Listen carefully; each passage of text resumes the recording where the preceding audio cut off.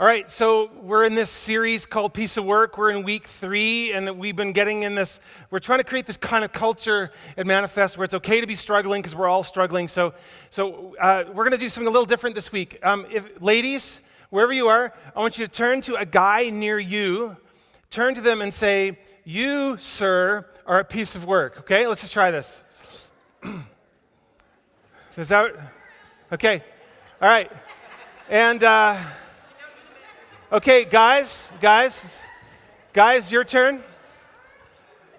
Your turn. Turn to the lady next to you and say, "You're amazing." You're amazing. Yep. I can't deal with that kind of pressure, guys. I don't want to set you up for failure for the rest of your life. Wow. So we've been studying this guy in the New Testament in the Bible called the Apostle Peter. He's one of the original 12 disciples Jesus called to follow him back in the day. And this guy was like one of the Bible's biggest pieces of work. And we know that because there's so much about Peter throughout the New Testament. He's just really fun to watch. And one of the reasons he's fun to watch is because he screws up so often that you can kind of like practice on him.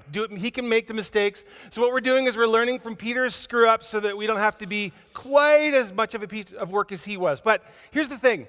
Regardless of how much of a piece of work Peter was, he actually possessed 5 traits, or he actually had possessed or developed these 5 traits that helped him to become everything that God called him to be. And today, here we are talking about him because he was one of the foundational pillars of Christianity. He was the guy that Jesus said, "You're going to be a rock." That's what Peter means. Jesus gave him that name. So he became a rock. He wasn't one to begin with. So each one of us here today have things that we can grow in. All of us can develop and grow.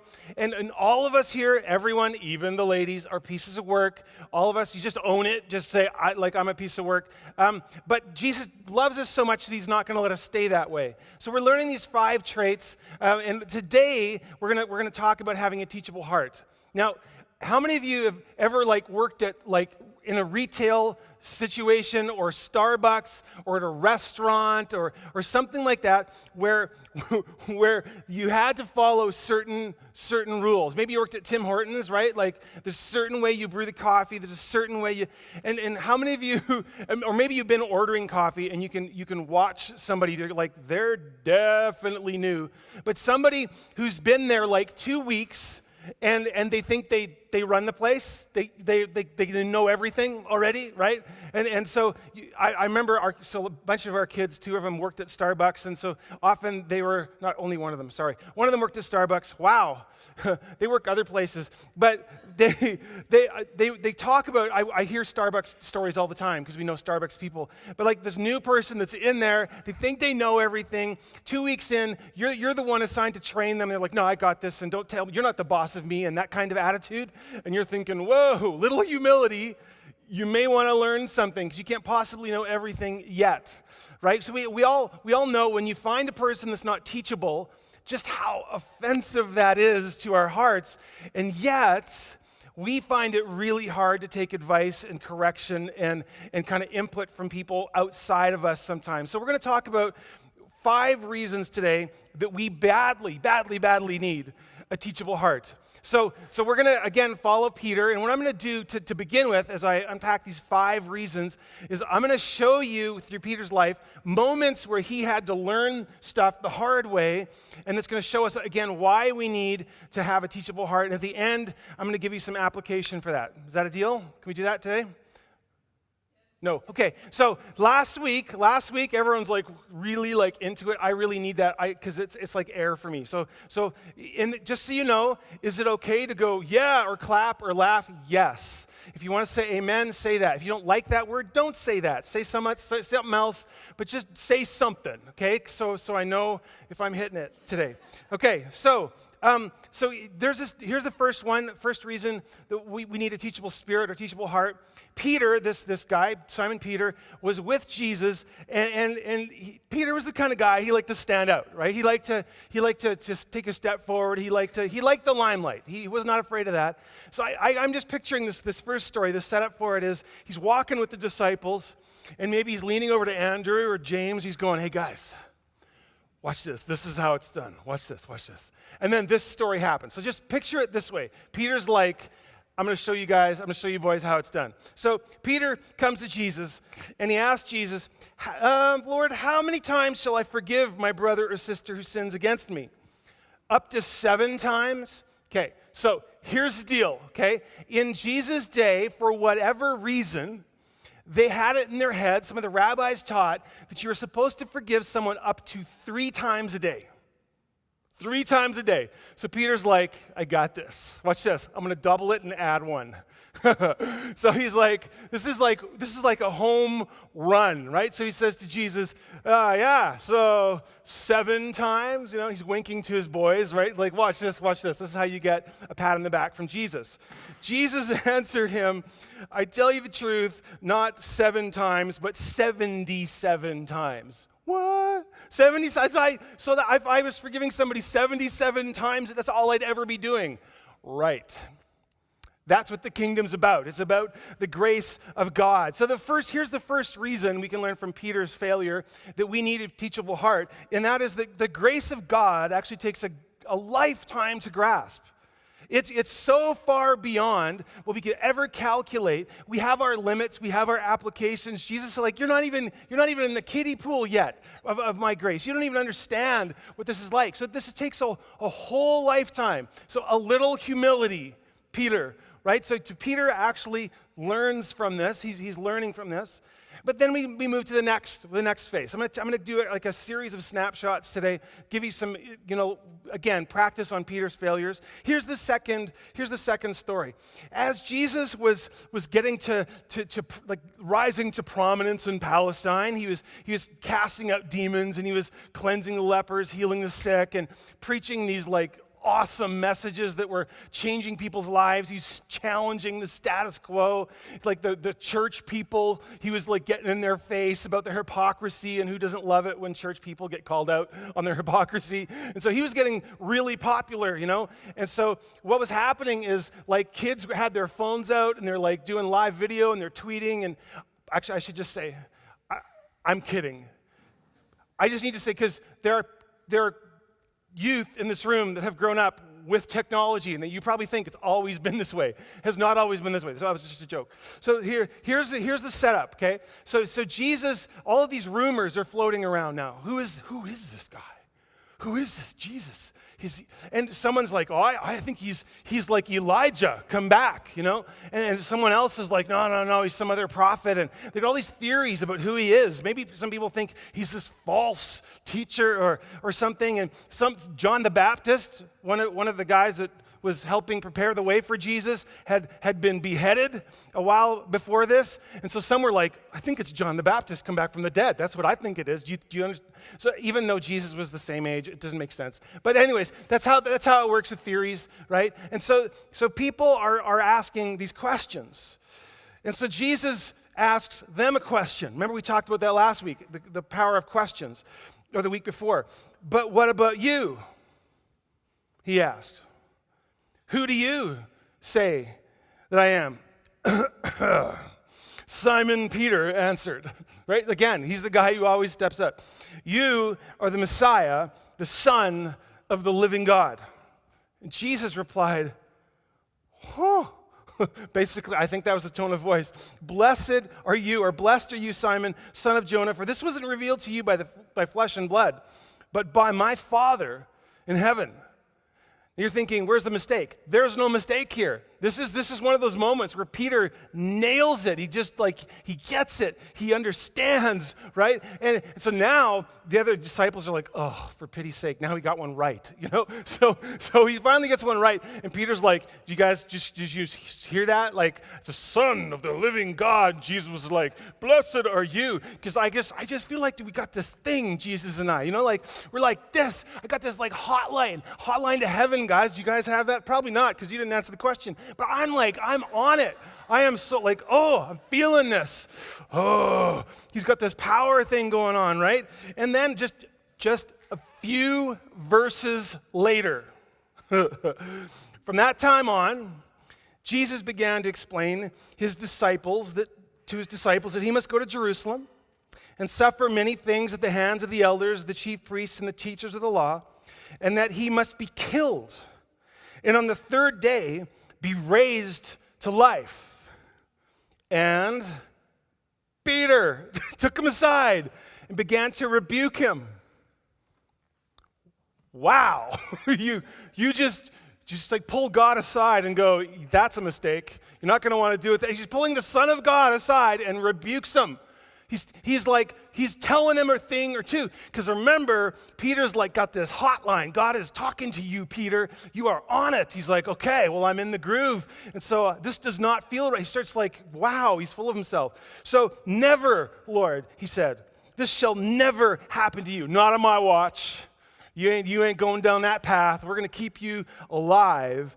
And Jesus turned and said to Peter, get behind me, Satan. You're a stumbling block to me. You don't have in mind the concerns of God, but merely human concerns. So 1 minute, the Holy Spirit is flowing through this guy, and he's like in tune. He knows things that no human can know by themselves. He's got the hotline to heaven, and the very next breath, he's channeling the devil, and he's becoming his mouthpiece. This must have been very disorienting for Peter. And this brings us to the second reason why we desperately, desperately need a teachable heart, and that is that being right about some things does not make us right about everything. How many church people do not understand this concept right here?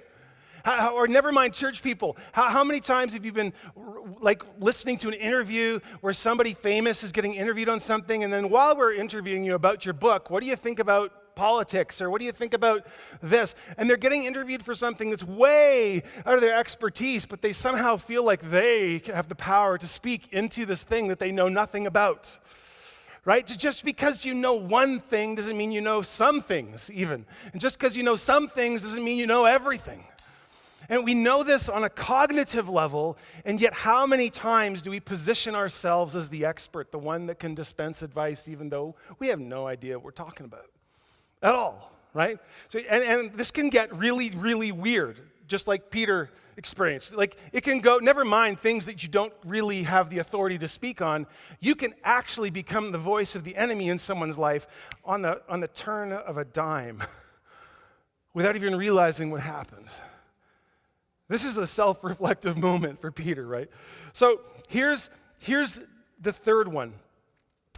Later in Jesus' life, in fact, the final weekend of Jesus' life, we're fast-forwarding a lot here, the disciples had gathered in an upper room. Jesus had kind of reserved this room by praying about it, I guess, and so God told somebody to expect the disciples, and so they went and prepared this room that they're going to celebrate the Lord's Supper in, the Last Supper, the final meal with his disciples. And Jesus obviously has a lot on his mind. The disciples sense something is up because he's been telling them, we're going to Jerusalem and I'm going to die there.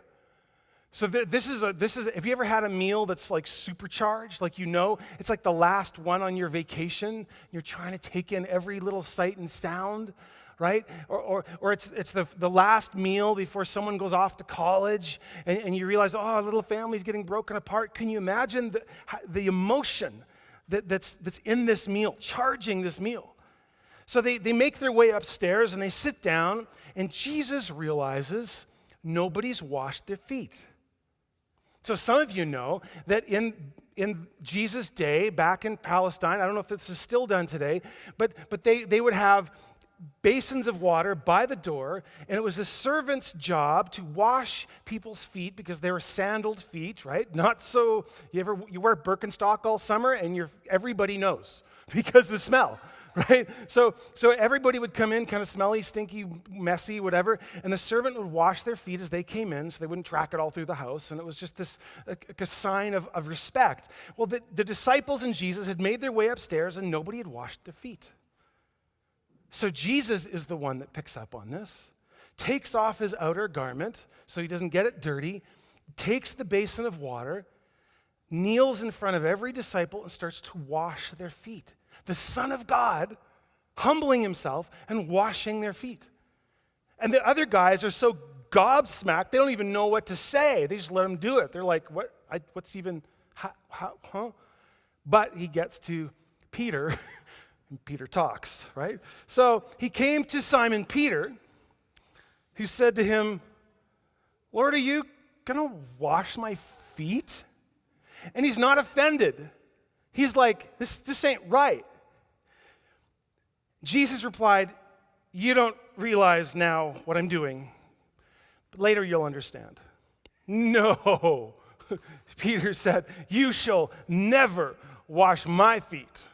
I don't know about these guys. I don't know what they're doing, letting you wash their feet, but I draw the line. Okay, so I understand you're the Lord of heaven and earth. You don't wash my feet. If anything, I should be washing. He's just like having this dialogue with Jesus, right? And Jesus answered, unless I wash you, you have no part in me. Okay, then dump the whole thing on my head. Right? Just like Simon Peter replied, not just my feet, but my hands, my head, everything. Again, he's trying to grasp what's going on, but he still doesn't get it.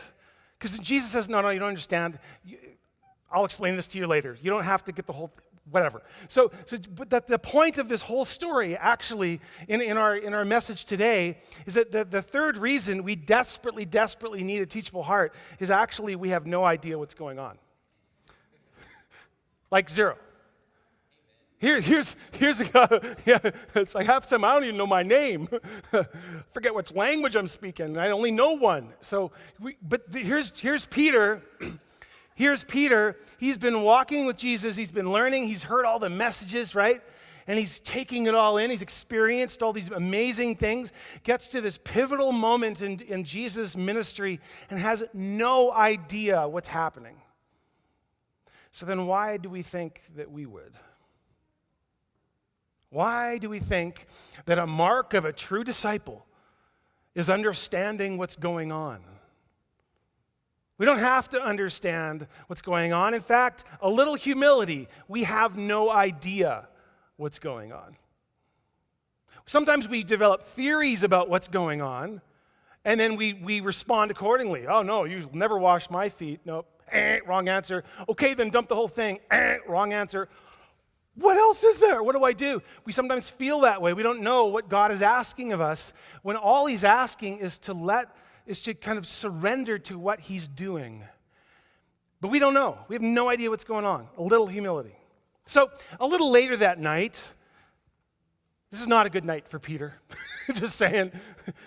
3 of these stories are like the last night. So later that night, Jesus is you could see the sadness on him as he realizes again that this whole thing that they've been doing, this discipleship experience, is coming to an end. He says, you know what, guys? I hate to break it to you, but by the end of tonight, all of you are going to walk away. What? Like Judas, I see. But everybody? Yep, every single one of you, you're going to walk. How do you think that sat with Peter? Nope. Peter declared, oh, even if all fall away, I don't know about these guys. In fact, James, I totally get it. He's never been totally in. And John, he's like up and down and up and down. He's super emotional. I'm the rock. Remember, you called me a rock? You can depend on me. You can build on me. I will not fall away. Truly, I tell you, Jesus answered. And you can just picture Peter trying to interrupt right here. Look how it's written. Truly, I tell you. No, Peter. It's like Peter's trying to get a word in. Look, truly, I tell you, Jesus answered, today, yes, tonight, before the rooster crows twice, you yourself, not just these guys, you yourself will disown me 3 times. Peter insisted emphatically, even if I have to die with you, I will never disown you. You're going to deny me. No, I won't. Yes, you will. No, I won't. Yes, you will. No, you won't. Yes, you will. You realize that, again, you're arguing with the Son of God, right? And he's been right every single time until this point. But here's the 4th reason that we need a teachable heart, and it's this. This is huge, that we drastically overestimate our own self-awareness. Never mind what's going on out there. What's going on in here? We think that we're the best judge of what we're thinking and feeling and where it's all coming from. We are not. God is. We're mostly blind to how we really are. So again, a little humility. Number 5. After the meal, Jesus takes the 11. I say 11 because Judas has already left to go and arrange his betrayal.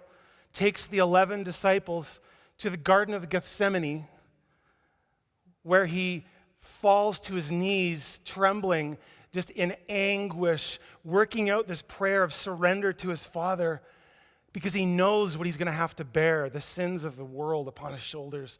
He's wrestling with this. Peter, who said he's never going to deny Jesus, falls asleep on him a couple of times after being told, "Why did you fall asleep?" Finally, wakes up. Jesus says, "Wake up. Here comes my betrayer." What? Hey, huh? And they wake up, and he's trying to shake off the cobwebs of sleep, and the serpent of torches is making its way through the Garden of Gethsemane with Judas at the front and the chief priests and their soldiers behind to arrest Jesus. And Peter, not even thinking straight, whips out what he calls like a little hobbit sword, because come on, this is Peter. He's a fisherman. It's probably his flaying knife, this thing he's just to prepare fish or something. But Simon Peter, who had a sword, drew it and struck the high priest's servant, cutting off his right ear. I wonder if Peter, in a way, is saying, "I told you I'd stand up for you. I told you. I am on it." Wah! And it totally misses and just like shaves off. Cuts the guy's ear off. And now I've cobbled this together from 3 different gospels because they all tell the same story. So a couple of verses from each. "Put your sword back in its place," Jesus said to him, "for all who draw the sword will die by the sword. Do you think that I can't call on my Father and he'll at once put at my disposal more than 12 legions of angels? Like, do you think I need your little sword protecting me? I got angels I could call from heaven. I could nuke this place from orbit. Come on." But then, how would the scriptures be fulfilled that say it must happen this way? This is all happening for a reason, Peter. There's a bigger thing going on. Again, you have no idea what's going on still. Even after I explained it to you over and over and over again. And then, Jesus touched the man's ear and healed him. I've always read this, that he picked up the ear and put it back on. He didn't even bother. He just touched the guy, the bleeding side of the head, touched him and healed him. It's this beautiful moment. We see the heart of God in action. Reason number 5, we need a teachable heart, is we forget the love thing pretty much all the time. We forget this is why he came. And we come up with all these kind of scenarios where we're off the hook from loving. Can you imagine if they had had time, because Jesus got arrested right away, Peter being debriefed by Jesus in this moment, if there was an actual debrief? Can you imagine? Okay, so, hey, Peter, remember that time by the pool? Oh yeah, that lame guy, he'd been like 38 years or something. Yeah. Do you remember I came up to him and I said, "On your feet." Yeah, he totally got up walking. It was the greatest thing. I may have had a tear in my eye. That was good. Yeah, that was really cool. And remember that time that family was in the middle of a funeral procession and we ruined the funeral? Yeah, that was awesome. You were like, "Stand back." And you just came and you just like raised this little girl from the dead and they're like, "What?" And it was beautiful. Jesus is beautiful. Okay. And do you remember the time that all the people were hungry? Yeah. You multiplied the loaves and the fish. You had compassion on them. Yeah. Okay, so this guy's coming at me, and you whip out your sword, and you cut his ear off. Yeah. Let's back up. Right? We miss the love thing so often. Anything but love comes out of us, which is the same thing as saying anything but Jesus is coming out of us. So a little humility. Yes, we need a teachable heart. The grace of God takes a lifetime to grasp. Being right about some things doesn't make us right about everything. We have no idea what's going on. There's that. We drastically overestimate our own self-awareness and we forget the love thing pretty much all the time. And let's remember that all these lessons were learned from one of Jesus' superstars. So it applies to everyone here. So let me just really quickly now give you Disciple 101. In light of this, so how do you foster this teachable heart? I'm going to give you a couple of declarations that I want you to make. And if you're having trouble making these declarations, you know where your problem is. Okay, I'm just going to say that. So here's the first one. You want to be a disciple of Jesus. Here it is. Number one, Jesus is right, and I'm not. Period. You'd be shocked how many issues this solves. Jesus is right. Well, I don't think I like this Bible verse. Doesn't matter. Jesus is right. Well, it seems like I shouldn't have to love in this situation because they don't deserve it. Except Jesus is right. If you just accept that as the base, like foundation of your life, amazing things happen. In other words, just declare to yourself, I'm a little bit wrong about pretty much everything. Little humility. Right? Even whether you're a teenager and think you know everything, or whether you're 21 and think you know most things, whether you're 35 and realize you know nothing, wherever you are in that kind of spectrum, Jesus is right, you're not. Here's the second one. I won't get offended by Jesus' correction. Do you know what struck me about this whole thing, walking with Peter? He never seems to be offended that Jesus calls him out. Like, how would you feel? Like, granted, I'm not Jesus, but how would it feel if I was going to teach you, say, how to preach? And you're spending some time with me, and you mean well, and you're trying to protect me from someone else or something, and you think you're doing a good job, and I turn to you and I say, get behind me, Satan. I think you're probably done with Manifest. Maybe done with church. Peter's like, ouch, but I need to get over myself because Jesus is right. Think how far this can take you. Jesus is right. Number 3, third declaration. I won't try to justify what Jesus judges. Use the word judge. Yeah, because he's right.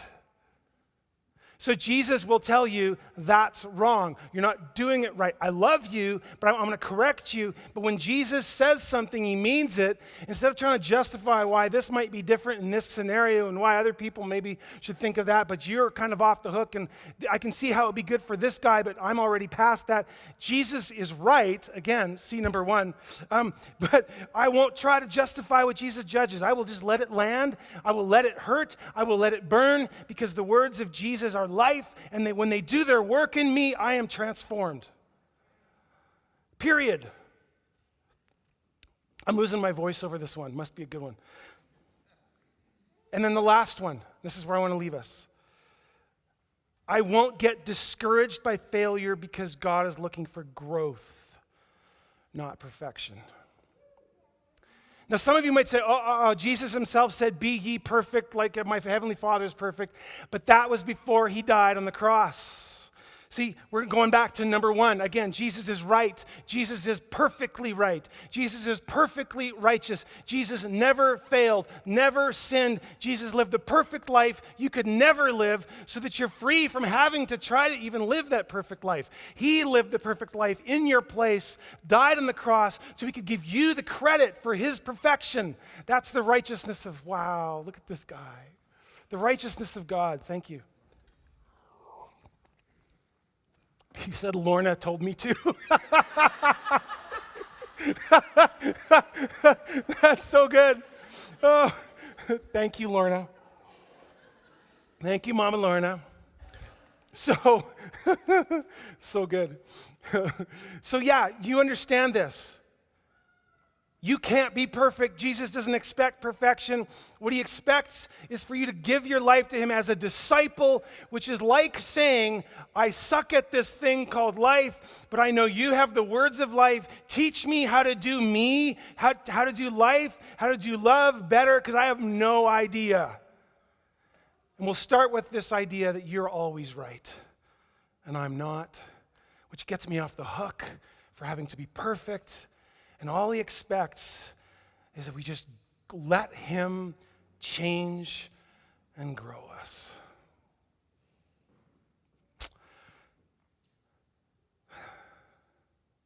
Which one of these declarations do you need to embrace? Maybe a question would be, which one of these do you like the least? Which one makes you go, oh yeah, but that's your one? Focus on that one and say, Jesus, build this into me.